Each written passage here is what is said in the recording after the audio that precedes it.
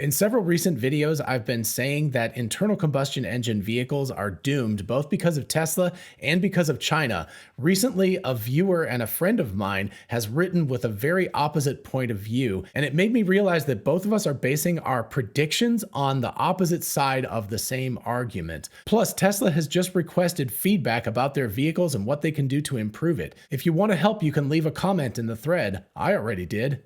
Let's take a look.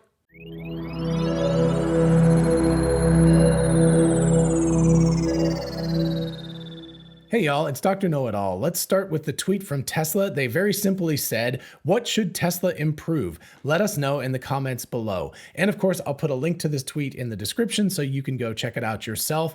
I myself very quickly wrote back and said, "Speed limits when using FSD beta. Just use the Google Maps speed limits by default and only change when you read a sign that countermands those limits.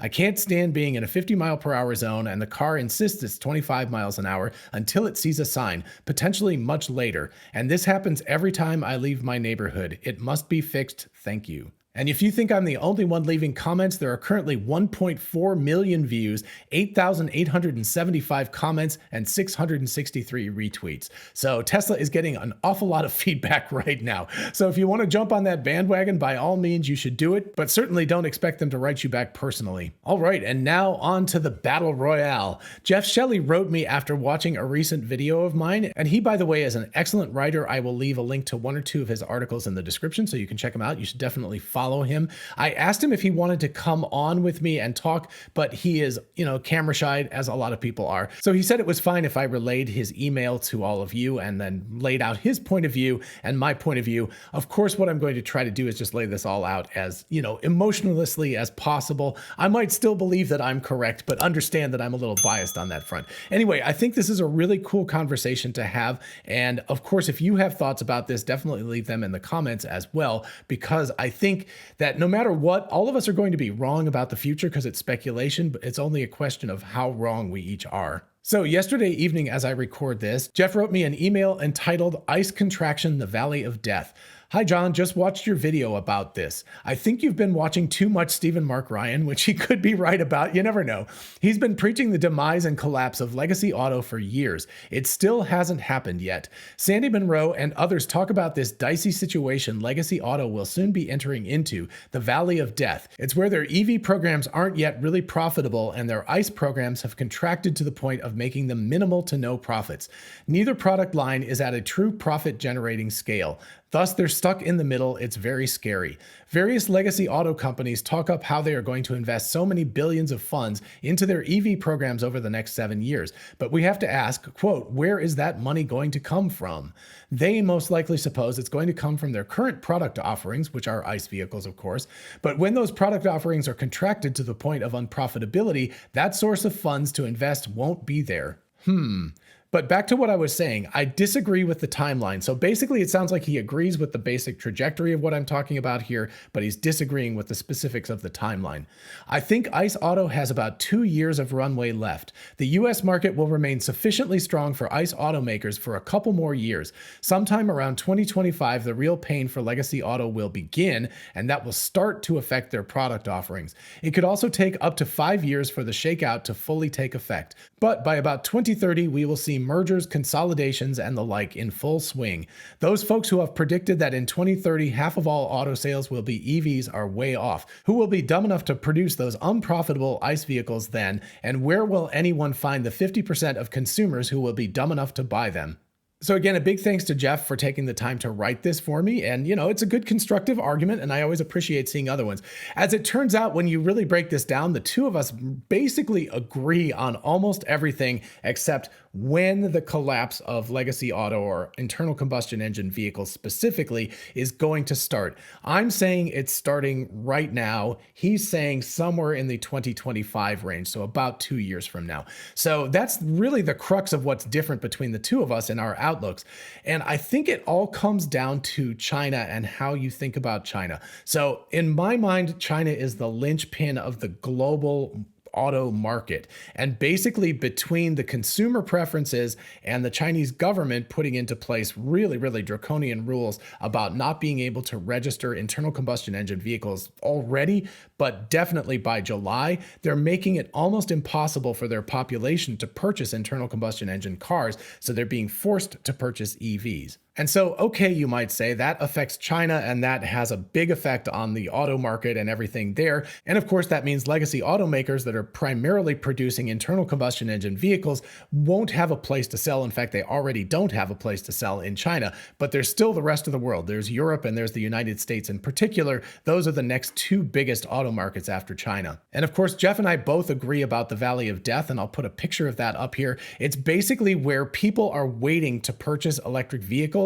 but they're not enough being made. And so there's an excess of internal combustion engine vehicles being made, which have nowhere to go because people don't want to buy them. And at the same time, there's a dearth of the amount of EVs being made, and people are waiting to purchase those vehicles. So there's kind of a slump. And then, of course, over time, EV production comes up to meet demand. And so that Valley of Death goes away. But it's a question of where that Valley of Death is starting and how long it's going to last. That's the really big question. And one more really interesting piece to this puzzle to add is that Ford has recently kind of indicated that they're going to back out of China. They've already mostly backed out of Europe, and they're going to focus on the United States in terms of selling vehicles. So all of these strands are wrapped up together. And the fundamental question now is, can you profitably make internal combustion engine vehicles without China? That's the question. And less Europe as well. Because remember, Europe is about 20% EVs right now, and a lot of countries are basically almost 100% EVs right now, Norway in particular.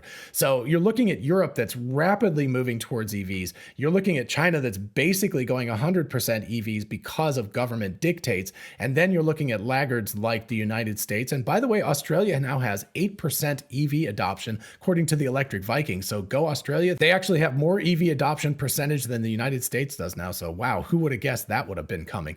But anyway, the United States, I think, feels a little insular right now because it feels like, oh, there's so few EVs out there that it's not a big deal, and don't worry about it. There's plenty of internal combustion engine vehicles being made.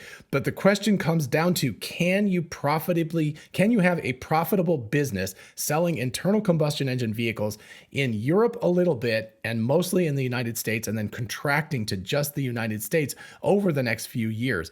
My prediction is no. My prediction is that when you take away China and the profits that's coming out of China, because up until a couple of years ago, China was the main profit center for GM, for Toyota, for Volkswagen, for a lot of these places. They don't sell cars all that profitably outside of China. And now you're taking away that major profit center at the same time that they have to spend billions of dollars and years to re-outfit things, build new factories, build battery factories, make partnerships, all of that stuff. They basically have to relearn how to make cars at the exact same time that their cash cow is going away. And so I'm putting words in Jeff's mouth a little bit here, so he doesn't have to agree with me, and he can comment on this if he wants. But anyway, I think that what he's saying is that you can profitably make internal combustion engine vehicles in the United States only, or you could make them in China and export them to the United States, although even that is getting kind of funky. But basically the idea is you don't need China to have a profitable ICE business. You can do it without them. I disagree with that. That's the fundamental disagreement that we have. I think that without China in the mix and the profits that come from there and the sales that come from there, because remember, we're looking at the laws of scaling. We're looking at huge amounts of vehicles being produced and sold in China. It's the largest car market in the world. Without that car market for internal combustion engine vehicles, my feeling is that you can't profitably make the vehicles elsewhere because you're making fewer of them. It costs more money. They're not as profitable already in these areas, and therefore we're seeing the beginning of this collapse happening, particularly with Japanese auto brands right now. It's pretty brutal right now what's going on with Japanese auto brands. But to give fair counterpoint, if Jeff is correct, what we're looking at is another couple of years where internal combustion engine vehicles can be made profitably enough that they can be utilized by these companies to enable this transition to electric vehicles. So who do you all think is correct about this? Remember, both of us are going to be wrong. It's only a question of how wrong we are. So we can revisit this this, mid 2025, end of 2025, and we can see how things are going. In fact, if you guys want to put a calendar reminder and remind me to do that, I will be happy to revisit that in a couple of years. Either that or my AI avatar will revisit that in a couple of years. Who knows what'll happen by then with videos and everything.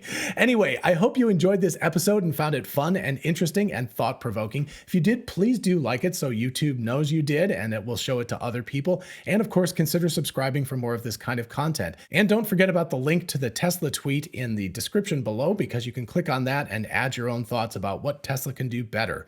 As always, a shout out to my Patreon patrons and my YouTube channel members. Thank you all so much for your support. I truly couldn't do it without all of you. And if you want to join either one of the teams, check out the links in the description. And if you're interested in a whole bunch of really cool merch, check out our merch store. Link is in the description. We have TeslaBot t-shirts, the Tesla meme t-shirt, success is a possible outcome, 4680 battery cells. All of that stuff is on t-shirts, mugs, tumblers, and on and on. So check it out. And finally, don't forget we are both Tesla and Amazon affiliates. If you look in the description, you can see how going shopping for a solar roof, a power wall, or anything on Amazon helps out the channel.